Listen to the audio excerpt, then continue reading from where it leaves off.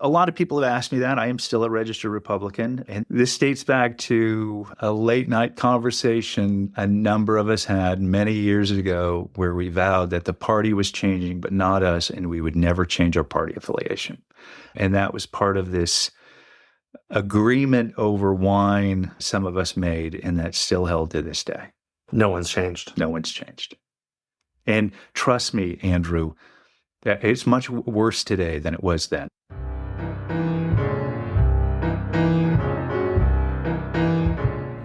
Welcome to the East Anchorage Book Club. I'm your host, Andrew Gray. The purpose of this podcast is to tell the stories of Alaskans of interest and importance. Today's guest is Andrew Halcro. After a childhood in East Anchorage, Andrew worked his way up in his family's Avis rental car business, eventually becoming CEO of the company in 2002, after leaving the State House, where he had served for 4 years representing the Sand Lake District of West Anchorage. After an unsuccessful gubernatorial run in 2006, he continued a popular political blog until he became president of the Anchorage Chamber of Commerce in 2012. In 2015, he unsuccessfully ran for mayor of Anchorage, losing to his friend Democrat Ethan Berkowitz. Mayor Berkowitz appointed Halcro to be director of the Anchorage Community Development Authority. Through a collaboration with the Anchorage Daily News, in 2021, Andrew started a podcast called With All Due Respect, which became extremely popular for its biting criticism of Anchorage Mayor Dave Bronson. Andrew continues to host With All Due Respect, which you can find wherever you listen to podcasts. Andrew Halcro, welcome to the podcast. It is a pleasure to be here. Yeah, I'm super grateful to have you here because you really helped lead the way for me to have a podcast. I used your producer? Producer? Yes. Van Sanders. A friend, producer, yes. Yeah, that was, 2021. You used to say at the end of your show, if you're interested in starting a podcast or want to start a podcast, you could contact Van. And I did it. I was like, I want to start a podcast. And he designed my logo and helped me get started. As the years have gone by, I've learned how to do everything myself. That's half the battle. See, I have never learned. So when Van went off to greener pastures, I had to get hooked up with Peter through Jeff Lanfield. So I am totally dependent on a producer. And they just make it so easy because the time I have to think about scripts, write scripts, and then record scripts, there's just no way I could find the time to edit them. I'll say a couple of things getting into the weeds about podcasting. So editing for me allows me to really hear everything that was said. And so I learn a lot from doing the editing. But the reason why I eventually had to just do it all myself is because no one was on the same timeline as me. And it was unrealistic for me to expect people who have other jobs and are doing other editing to turn mine around in 12 hours. And there were times where I was like, no, I need this to come out tomorrow, not next Tuesday. So I finally just was like, I'm going to have to figure this out. And that's, I think, the tough task of doing a podcast based on current issues is you have to turn them around quickly, right? Because the news gets old so fast. Fast. And so I will sit down and write like a podcast script on Sunday, let it percolate for a day or two, and then by Wednesday, the story's changed. Yeah.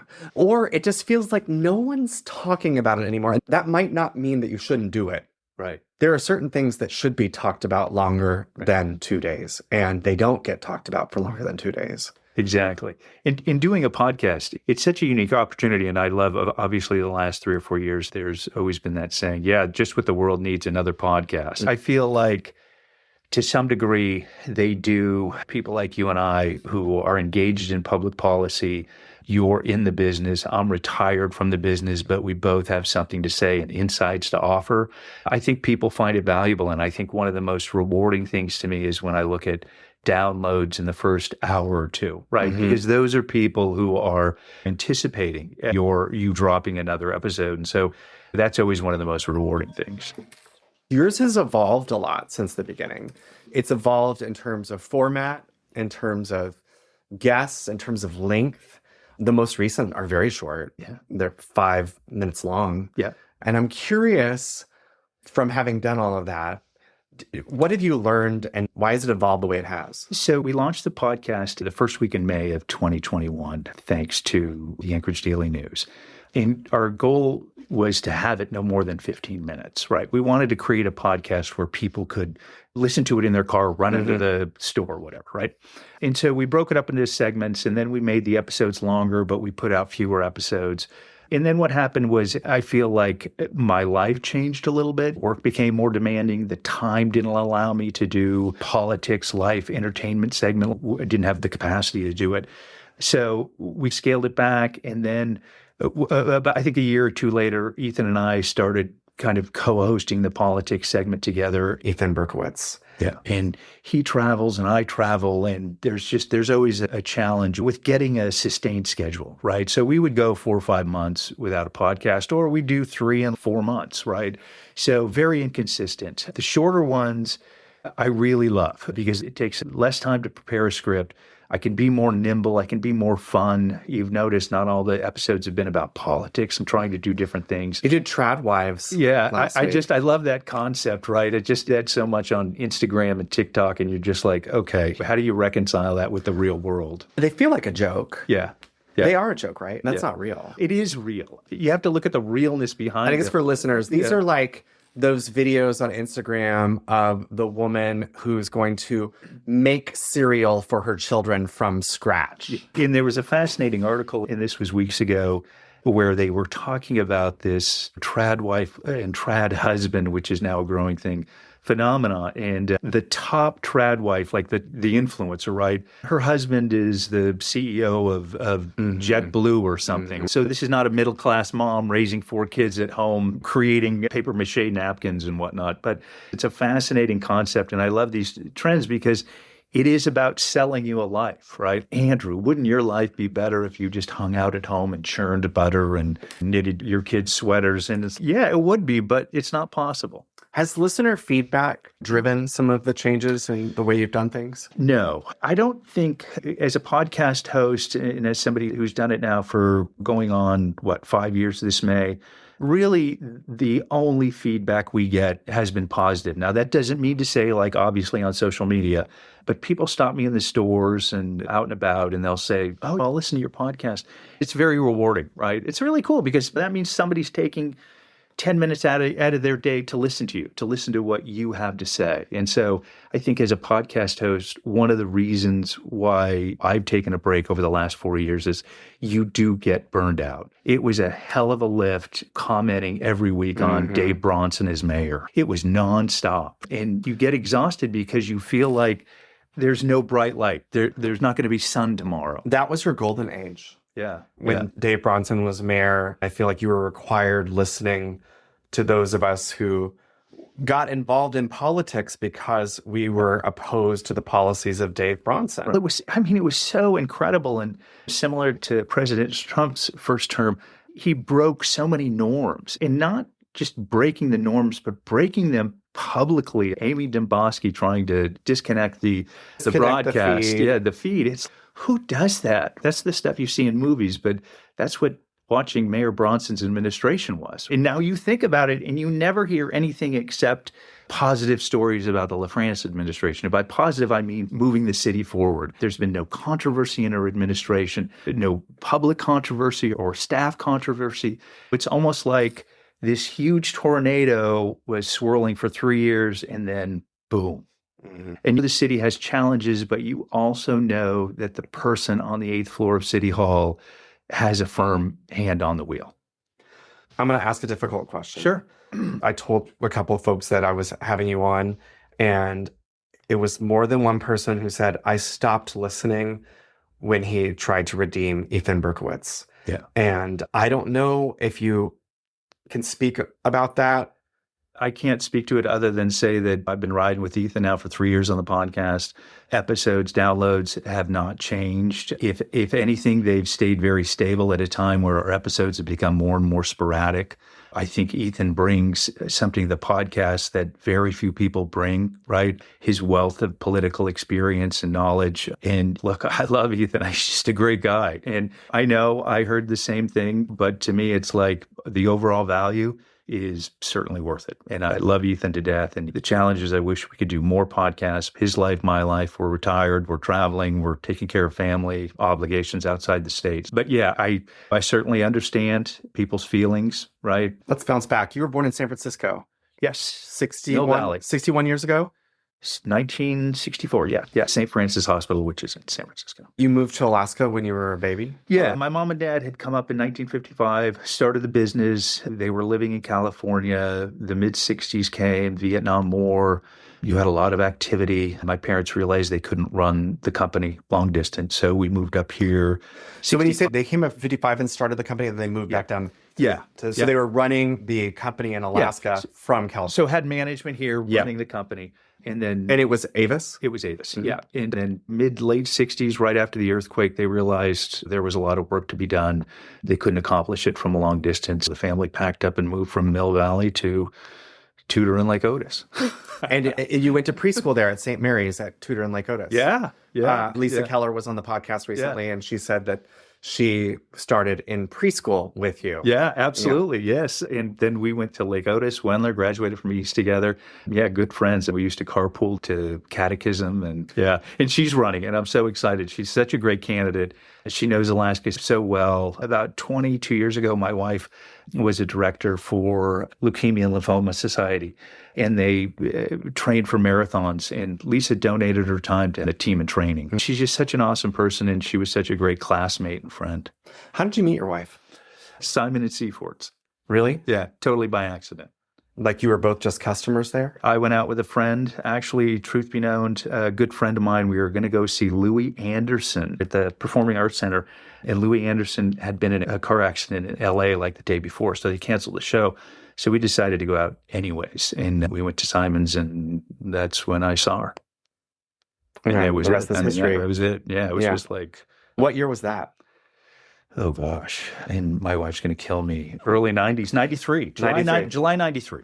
So you graduated from East, and then you went to Willamette. My freshman year in Willamette, there were some changes back at the family business. We lost some people. I came back. I went back to Willamette my sophomore year. Halfway through, right after Christmas, I wanted to go home and run the family business. Willamette was a wonderful school, great college, loved Oregon, but it was just like I wanted to go home, right? I was 21. I wanted to go home and start running the business, and that's what I did. Did you always know that you were going to go into the family business? You never considered doing something different? Yeah. Look, family-wise, I'm the youngest, the only boy with 3 older sisters. So I think there's always some expectations. And I started working in the shop when I was 14 as a detailer. When I got my driver's license, I started working the car wash. I became the weekend car wash shift manager, which meant nothing other than I had to be to work at 7 a.m. on Saturdays and Sundays. But it was cool. It was a great experience. I went from detailing cars to washing cars. Then my senior year in high school, I worked up the rental counter and then moved into the office. So, that's the wonderful nature of a family business is you can literally start on the ground floor, and most people have to, and work your way up. So you came back when you were 21 and took over the family business? Yeah. So I became a manager in the business and then eventually worked my way up to become CEO in 2002, something like that. Yeah. Got it.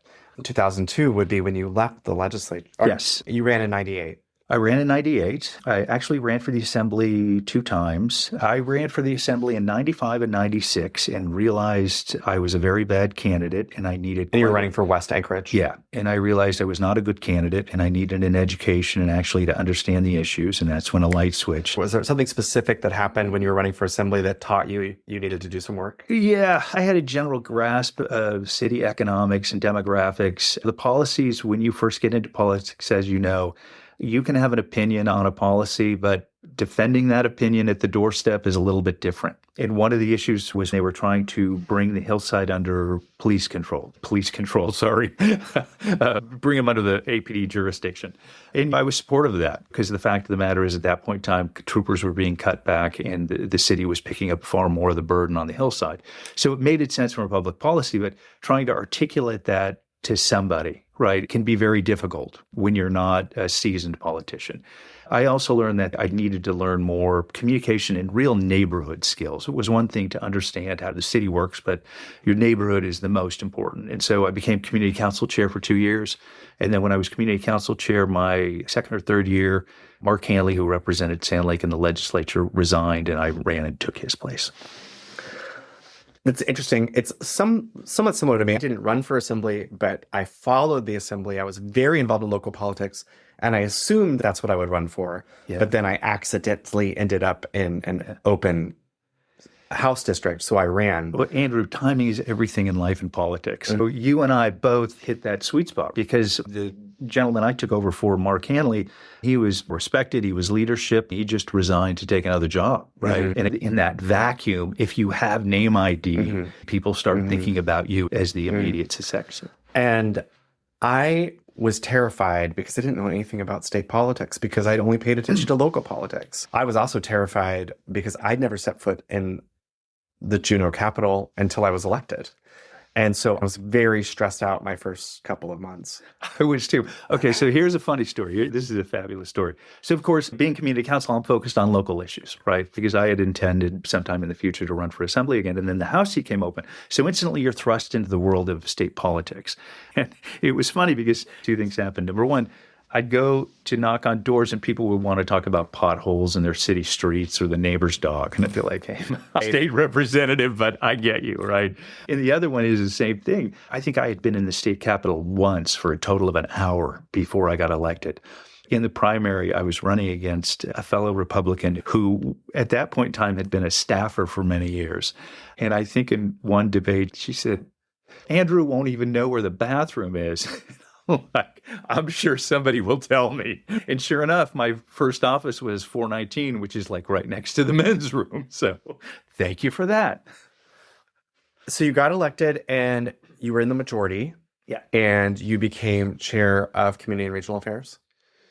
Yeah, I think I was co-chair with John Harris. Okay. Yeah. The reason I bring that up is because literally last night, I am reading Far From Home, Lisa Murkowski's book, and page 134 is about you chairing Community and Regional Affairs. You've been told that this is in there, right? Yeah. Yeah.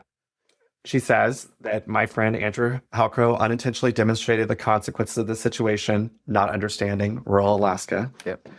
Not long after we were both elected, he embarrassed himself by making some ignorant, offensive remarks and by losing his temper on the House floor with a native member, Albert Kukesh from Angoon.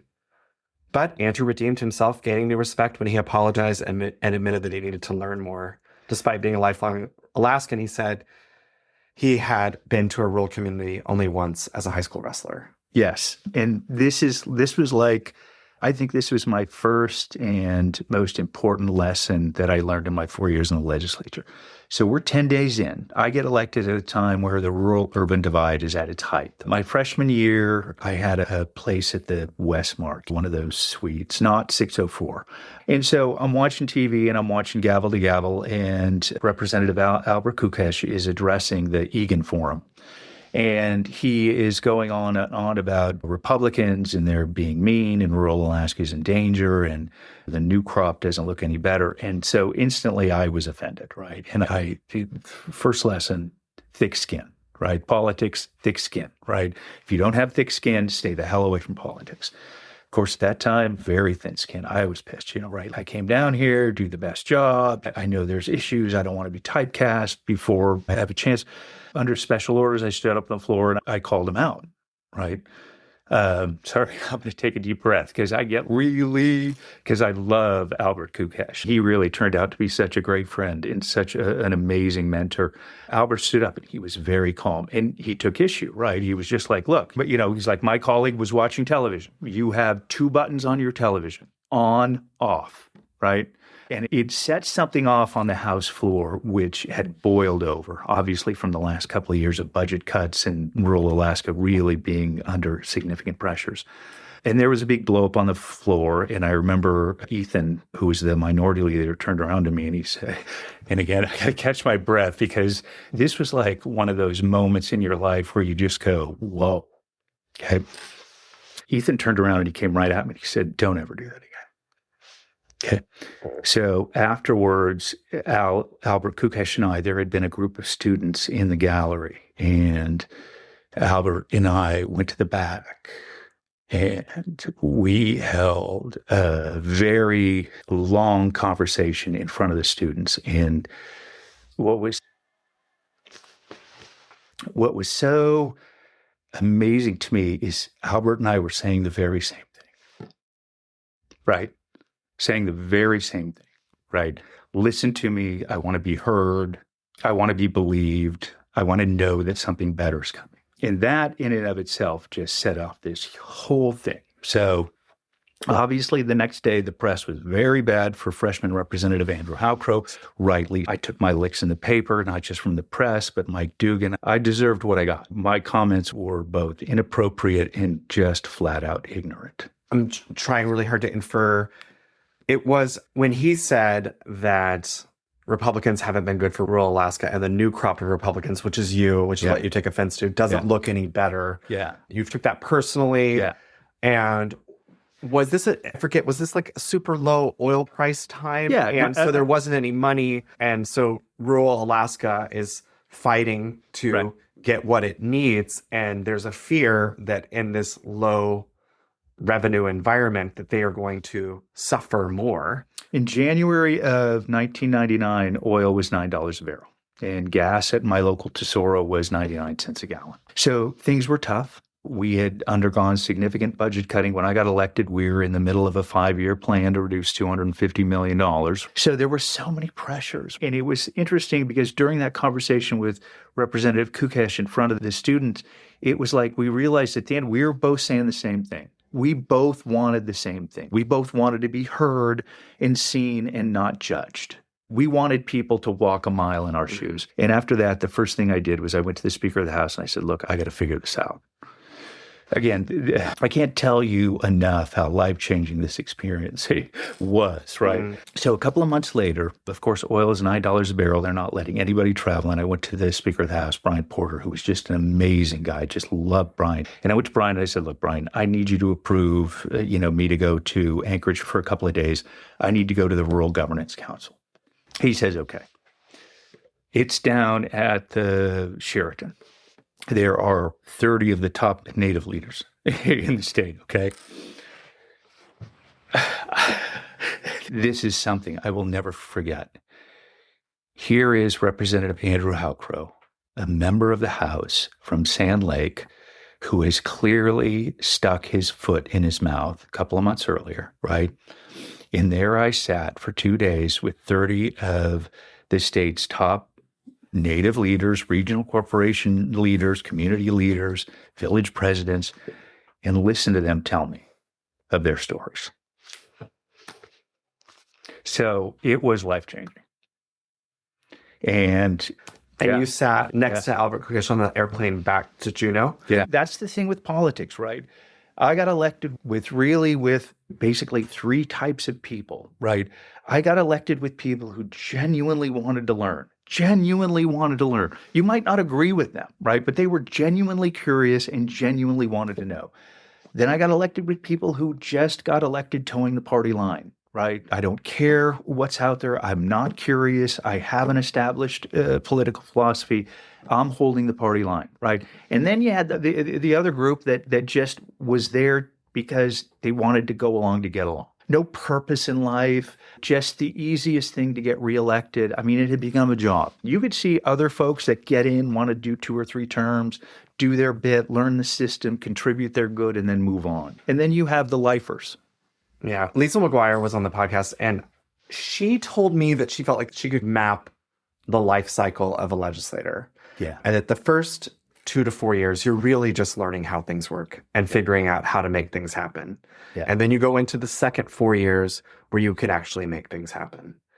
And then she said, and then things get bad. Yeah, she's absolutely right. And people enable lawmakers. I'll never forget a week after I got elected, suddenly the mail started showing up at my house calling me the Honorable Andrew Halcro, right? You know, as a legislator, people are always deferring your time. Oh, I know you're busy. Oh, I know you only have a couple of minutes. No, man, I'm here for you. Take as long as you want. But people are always assuming you're busy and you got better things to do. And it's like, no, my thing to do is you. But you do have folks that get to a point where it does become about getting reelected. It's no longer about going door to door. And that's what bothers me, man. So few candidates go door to door anymore.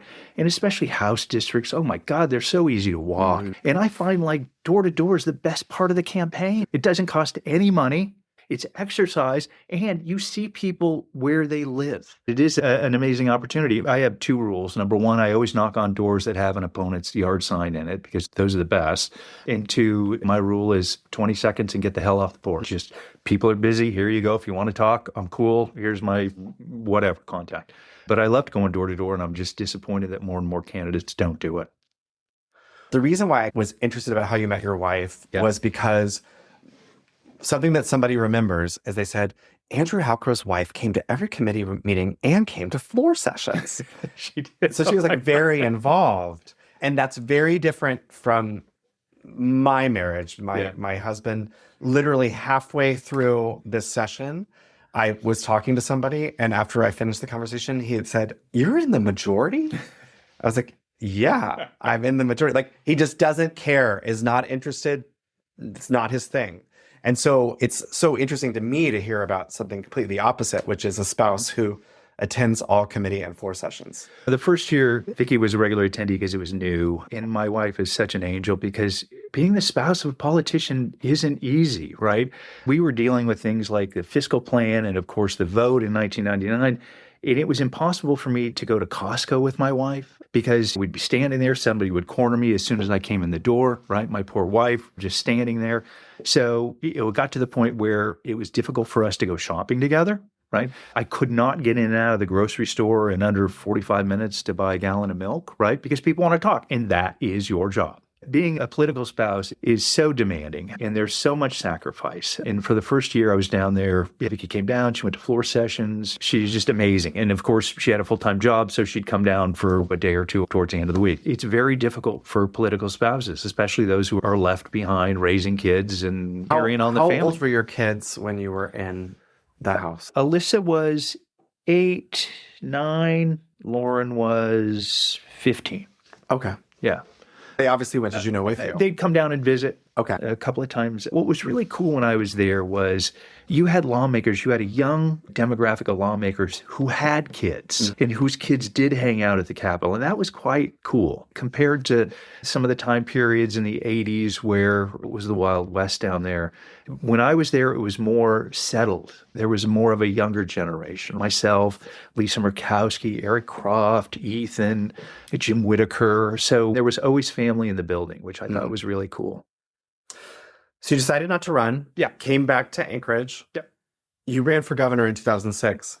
Yes. Why did you decide to run for governor? And did you run in the Republican primary? No. You didn't run in the Republican primary at all? Because you assumed that Frank Murkowski would win, and he was as the incumbent Republican governor? There was a couple of things. Number one, I knew I would never survive a Republican primary. I was thinking if I was going to invest time, I wanted to get to the dance, right? I wanted to be on stage from August to November. And so I ran as an independent. I went out and gathered signatures, filed signatures in August, and then got on the ballot. It was one of those things where you looked at the field and you thought, okay, I am a moderate, and especially my social positions don't line up with the Republican Party. Had you always been a moderate Republican? Yes, I feel I have. And not just moderate in the way of social. And look, anyway, I'm not going to get into it. It's a ridiculous conversation about social policies in a state where, the right to privacy is guaranteed as a constitutional amendment. I don't know why we keep having these conversations, but it's politics. But yeah, I feel like I became a Republican when I was 18. I voted for Reagan at the Tudor Fire Station in 84. I grew up in a house of Republicans, but my mom was always one of those folks that voted for the best candidate, not the party. So my mom was an independent. My dad was a Republican. He was actually Republican of the Year in 1992. My dad was more of a party guy. My mom was more independent, and I tend to migrate towards my mom. Got it. I will ask, because it came up in Lisa Murkowski's book, that there was a constitutional amendment in 1998 to make that Alaska would only recognize marriage between a man and a woman. Yeah. And it was on the ballot. And she says in the book that she voted for that constitutional amendment.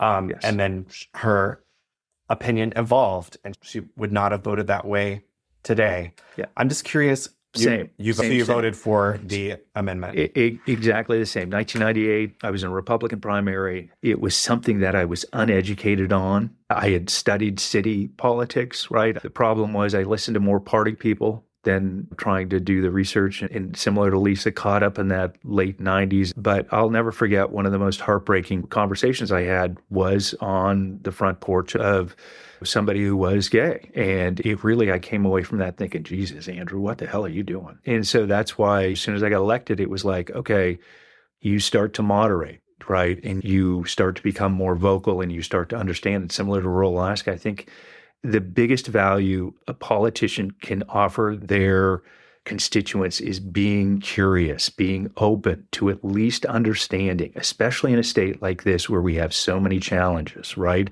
And I think that's incumbent upon every lawmaker is to be curious. And the problem is today you're not seeing a hell of a lot of curiosity. And so when I became a legislator, I was elected that same year with Lisa. We both talked about this issue, and that is the worst political position I feel I have personally taken in my political career. I don't think I was true to myself. I don't think I was fair to constituents, but it was a learning process because in November of 1998, I had a different opinion.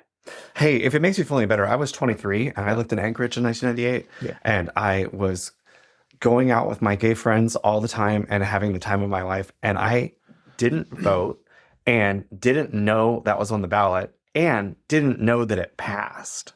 Here's the thing. Similar to my experience with former Representative Albert Kukesh with rural Alaska, same with my personal growth with LGBT issues. Now, 1998, so 16 years later, I am president of the Anchorage Chamber of Commerce. I become the first president in the Chamber of Commerce in the country, any mainstream Chamber of Commerce, to invite the president of the Gay and Lesbian Chamber of Commerce to address our membership. While I was at the chamber, we started the One for Anchorage. And within 7-8 months of creating that group and creating that momentum, you had an AEDC subcommittee in their Live, Work, Play dedicated to diversity, right? So I feel like those experiences in your life give you the fuel to make progress when you have the opportunity. Because when I was first hired at the Chamber of Commerce, they simply handed me the strategic plan and said, do this. And the first priority of the strategic plan was diversity. It's okay.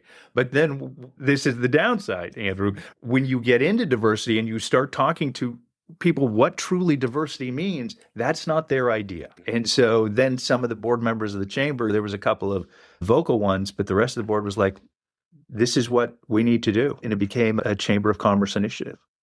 So back to that 2006 gubernatorial. So you decided you weren't going to be in the Republican primary. Yep. You were going to run as an I so you could make it to the dance. Yeah. That's what I told everybody. I want to get to the dance. Otherwise, there's no use doing this. I don't want to go home in August. It was essentially you and former Governor Tony Knowles and Sarah Palin. Yes. Yeah. This is another awkward part of our interview. Sure. Because I've thought a lot about this. No. Ask what you want. What's interesting is I had left Alaska for a while. I did not vote in that election. Yeah. But I would have voted for Sarah Palin. Because knowing what I know as a legislator and like ushering in ACES and just this enormous windfall of money that she brought to the state. And no one knew that oil prices were going to go that high. For the record, for just listeners, the Sarah Palin that I would have voted for was not the drill baby drill Sarah. It was the Sarah who was against the Republican old boy network, who was against the corruption, coming right off of the Vico scandal. She was this rogue politician who, if you didn't dig deep, seemed like the right choice. But reading some of the things that you wrote about it at the time, some of the things that you wrote about it after, it's just funny. It's just funny that like Tony Knowles was more entrenched with the oil and gas industry. Yeah. So she was the outlier of the three of you. She was. Yeah. Sarah Palin was one of the best retail politicians I have ever seen in my life. And you have to remember 2006, right? You had Frank Murkowski, 22% approval rating, lowest approval rating of any governor in the United States at the time. He had bought the jet, all that nonsense, right? Frank Murkowski in his 4 years had given his opponents like an entire buffet in which to dine from. And they did a whole bunch of stuff at the very last minute that you guys were constantly debating the road and catch a can and everything that was happening like at the last second. And what I saw, the race started out when I jumped in the race in January of 2006. Sarah and I were very close, right? We were the two closest candidates because we were the outliers. She was the outlier in the Republican Party. I was the independent, right? And we'd have coffee and we'd sit down and we'd talk after debates. And I've told this story a million times, but we had a debate on agriculture at UAF. That night, we all flew back and we had a Boys and Girls Club thing the next morning. So Sarah and I decided to grab coffee in the Cook coffee shop. Right. And so we're sitting there having coffee and Sarah says to me, she says, Andrew, I watched you last night at the debate in Fairbanks and you know all these facts and statistics and have all this grasp of policy. She said, but then I look out into the audience and I see their faces and I think, is this really important? Is this really necessary? And it was then you realize, of course, in my brain, I'm like, hell yes, it's important. It's necessary. But I feel like the race with Sarah Palin, what I experienced with Sarah Palin was she had such a high popularity rating and could talk in such glittering generalities that it was almost when we'd go into whether it's debates or these luncheon speeches you give at Chambers of Commerce or whatever, it was almost like she was floating above the crowd, like a mosh pit, like the people were just... I remember one Chamber of Commerce debate in Soldotna, and there was three candidates, myself, John Binkley, and Sarah Palin. And halfway through the debate, John Binkley turned to me and said, do you understand a word she's saying? And I said, no. But after the debate, when you were working the room, it was the second coming. Oh my God, she's so awesome. She writes about this in her memoir, Going Rogue. She said that she felt that you were condescending and spoke down to her in the debates because you were delivering these well-reasoned intellectual arguments about things that needed to happen. Look, Sarah Palin plays the victim better than anybody, right? In the last 2 months of the campaign trail, between the primary and November when the gloves started to come off, she came under attack, right? During the Republican primary, she had the benefit of Binkley going after Murkowski. And so Frank Murkowski and John Binkley were pretty tied up arguing against each other, right? She wandered out there in the ether and kept herself away from the food fight. When the primary was over and we switched the general for those, 6-7 weeks, it was one of those things where she couldn't handle the criticism. She has incredibly thin skin. And what I noticed with Sarah was she would say things repetitively, right? Like one of her big takeaways was, I'm going to look at the budget and we're not going to do any services that aren't constitutionally mandated. And I remember at one debate, and this was the one that got all the press, she said that. And I said, during candidate questions, I said, okay, Sarah, you've said this repeatedly on the campaign trail, that the state is only going to fund constitutionally required services. So how much is that? How much of the budget is constitutionally mandated services? Because as you know, it's a lot, right? I mean, It's Jesus. And it's not a gotcha moment, right? It's just, you've said this for 10 freaking months. Please explain it to me. And then she goes off again talking, this, that, and the glittering generalities. And I said, I'm sorry, Sarah, I didn't hear an answer to my question, so I'm going to repeat it slower. And in hindsight, I wouldn't change anything. Look, I knew I was polling at 9%, but it's like people still talk about that moment to this day. And I feel my warnings of Sarah Palin and my campaign interactions show what the type of politician she became. She became a politician fueled by populism, not policy. And, I have a lot of respect for Sarah. I have a lot of respect for anybody who gets in the political arena. But the one thing I am about Sarah Palin is disappointed, seriously disappointed. This is a governor who had 80% approval ratings. This is a governor who had the opportunity to fundamentally change the state, fundamentally had a chance to realign rural Alaska and develop an economy, right? She had the power at 80%. She had the power to move mountains. And instead, it became a petty food fight, and then a GIA dominated, which was asinine from the day they rolled it out. And it was just, she never took advantage of that. And what's disappointing to me is I have never seen a politician in my entire life that had as much opportunity to make structural changes to a state that desperately needs structural changes. There were Republicans, though. One Republican that I talked to today who said, I would have been happier if Tony Knowles had won than Sarah Palin. And so their resentment is that if you added your numbers with Tony's numbers, Tony would have won. Yeah. But also, if Tony wouldn't have won the race, I might have won. But that's the thing, right? I had a lot of people tell me, I want to vote for you, but I don't want Sarah Palin to win. Or I want to vote for you, but I don't want Tony Knowles to win. That's why I think ranked choice voting is so valuable. Because if ranked choice voting was in place in 2006, I honestly feel the results might have been different. Good, bad, or indifferent, but they'd obviously been different. She was mean to you in the book, and I have a recording of you reading about yourself on the Alaska Dispatch. Please tell me this is about the limo driver. Yes. Oh my God. Okay. Okay, so for everybody, I'm playing it now. Okay. We find ourselves on page 116. Former two-term Republican state representative Andrew Halcro, now running as an independent, was a wealthy, effete young chap who had taken over his father's local Avis rent-a-car, and he starred in his own car commercials. He would go on to host a short-lived local radio show while blogging throughout the day, all of which were major steps up from a previous job as our limo driver at Todd's cousin's wedding. Were you the limo driver for Todd's cousin's wedding? So in January of 1992, I started a limousine service. I brought in 2 brand new limousines, newest limousines in town. And of course, as every responsible small business owner does, when you start a company, you save as much cost and you do as much as the work as possible. So for the first year of owning the company, I drove. And not just because to cut costs, but because it was like one of the greatest experiences of my life. It was just fascinating. One weekend, Sarah Palin, and I didn't know it was her at the time, her and her husband, Todd, and they had a wedding party, like you said. I think I remember I took them to Double Muskie and back, but they were really cool, and they tipped very well.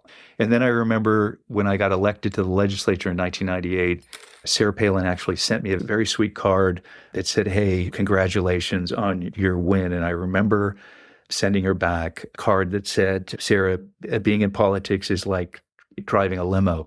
People in the back seat are never going to stop telling you where to go. We at one point in time had a very cordial relationship, but I think as politics today, if you say something bad about me, you're off the Christmas card list forever. And that's unfortunate, but that's how politics is today. So you've been doing your blog during the campaign? I had started my blog before the campaign, and then when the campaign started, it came to the campaign website, and then when I got done with the campaign, then I went back to blogging. Got it. Yeah. And you had to let the blog go when you took over the chamber? Yes. Yeah. I needed to shed that political skin. So this is something that jumped out at me. I always assume when somebody's an R and then they run as an I, that they've changed their party affiliation forever. Yeah. But you didn't. You were an I for that election, but you remained an R. Yeah. So the only reason you ran as an independent wasn't because you were trying to lead the Republican Party. It was simply because you wanted to make it to the dance. Yeah, exactly.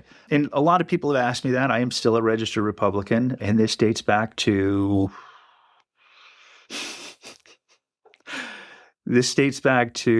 a late night conversation a number of us had many years ago where we vowed that the party was changing, but not us, and we would never change our party affiliation.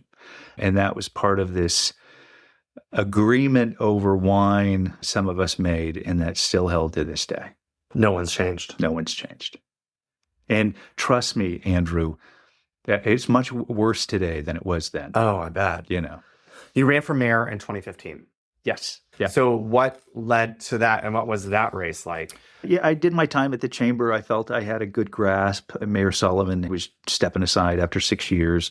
I looked at the field. I thought, okay, I could do this. And it was a great experience. My challenge as a politician, I am not a retail politician. I am not one for cocktail chatter. I'll talk to you all day long about education and fixing your roads and putting more cops on the street, but cocktail chatter I am not good at. And I think that limits your appeal to the voters when you don't have that retail blend. Of course, I did not win. I lost the mayor's race. Ethan won, and you guys were friends, obviously. Yeah. There were a lot of candidates. Amy Demboski. Yeah. I think there was 7 in the race. Yeah. Yeah. And I will tell you, I know Democrats who voted for you. Yeah. So you definitely reached some folks. And I think that was the challenge. Ethan was the last candidate to jump in the race. And my voters are more moderate. And Ethan's voters are more moderate. So before Ethan had jumped in the race, it was just myself, and then everybody else was to the right of me. But look, I think Ethan ran a very good campaign. What I love about Ethan is he's always been a good friend. We sat down before he jumped in the race. I said to him, okay, Ethan, how are we going to do this? And he said, hey, man, we just stay in our own lanes. And that's why you didn't see any nastiness between Ethan and I. We wanted to run campaigns based on the issues. We knew that I had full faith and confidence that if Ethan won, he'd be a great mayor. And Ethan had full faith and confidence that if I won, I'd be a great mayor. But it all worked out for the best because Ethan became mayor and he put me in charge of ACDA. And we did a lot of historical stuff downtown. And that's my sweet spot. My sweet spot is policy, is working on plans, executing. Ethan has that retail, He's personable, he's knowledgeable, he can converse in a lot of different fields. I'm a policy guy. So you ran for assembly twice in the 90s and lost, and then you ran for governor in 2006 and you lost, and then you ran for mayor in 2015, you lost, and then you ran for U.S. House in 2022. When I ran the first time, and it was so hard, and the stress and the fundraising and all those things that I had never thought about that I'd ever have to do in my life. And that election night, I was like, oh my God, if I worked this hard and I lost, I don't know how I could wake up the next morning. It's just such a heavy load to bear. It is. And waking up after losing, I've done it a number of times. I think the first 2, running for the assembly, those losses were like harder. When I lost for governor, it was like, look, I just wanted to be to the dance. I wanted to put forth ideas and be part of the debate. Again, I couldn't be disappointed when I lost for mayor because Ethan offered me a great opportunity. And I think I was much stronger at ACDA than I would have been on the 8th floor of City Hall. Okay. Yeah. I think you own the marijuana shop by my house. I don't own it. I am a small shareholder. Okay, gotcha. Yeah. I'm just a shareholder. There's 30 of us. I've been an investor since, 2017, 2018. Yeah, it's a growing industry. People like it. They don't like it, but it's getting more popular, obviously, with the expansion of things like edibles and drinks and those kinds of things. And Trump did something yesterday, or an executive order trying to move it from a controlled substance, at least make it available for medical marijuana. Yeah, he is doing that. Well, that makes it topical, but also because I'm finishing reading Lisa Murkowski's book. In 2010, when she had to do the write-in campaign, she met with the libertarians, but she just could not get on board with legalizing drugs, which was part of their platform. Yeah. And she said that she had never been on board with legalizing marijuana. This is interesting. This is something that I've noticed. I will go into our shops and there's a dramatically different clientele when I go in. These are professionals. These are people who are clearly coming from a professional occupation. And I think it's just the growth of the industry. It's destigmatizing for whatever you want. It's not the 70s anymore. We're not huddled with a bong and some ditchweed in the back shed. And plus, think about the millions and millions it's providing to the city and the state. Do you think it's less harmful than alcohol? I do not have a credible opinion on that. I will give you my personal opinion is that it is not more dangerous than alcohol. I just feel that. I feel alcohol has more harm than marijuana does, or cannabis, or gummies, or whatever you're doing. And last question, if you had a magic wand and you could change one thing about Anchorage today, what would you do? More revenue. I know. Look, I've watched city government and been involved in development. One of the reasons the city isn't growing is because we just don't have the disposable income to invest in things that will move this city forward. We're just simply essentially living paycheck to paycheck. And hat off to Mayor LaFrance. I think she's doing a great job. I think the sales tax is a very uphill sell. I can't believe we will ever get over 60% threshold in this city for a tax. People like you and I who work in government, who see the strains on local budgets, who see the cost shifts from the state to the city, we see that, right? $100 million less coming from the state to the city of Anchorage. Where is Anchorage going to get the money? The only place they can is property taxes. And that's right. And so if you're a resident, your property taxes are going up, the city's stagnant, you've got inflation, you have all these personal costs, right? You're not going to go and vote for a 3% sales tax, right? And it's frustrating because the city doesn't get better without additional revenue. And that's where you need a governor to stand up and say, man, we cannot abandon our communities, because since even when the state was founded, right, everybody knew that local communities like Anchorage and Fairbanks would never have the economic base, never have the production base, the manufacturing bases. We'd never have those bases to generate enough property taxes, right? So that's why the state had always been engaged in local capital investment match programs or community revenue sharing assistance, those types of things, because the state has access to oil and gas and fish and timber. State has all access to those revenues, right? And so it's always been understood that the state is going to help local communities. And the state, obviously, in the last 10 years, you've gone from 30% of the local budget here to less than 1%. Andrew Halcro, thank you so much for being on the show today. Thank you. Andrew, good to see you. Thank you, listeners. If you like what you heard, please subscribe, rate, and review us. To contact me, email rep.andrew.gray@ahlink.gov or call 907-269-0123.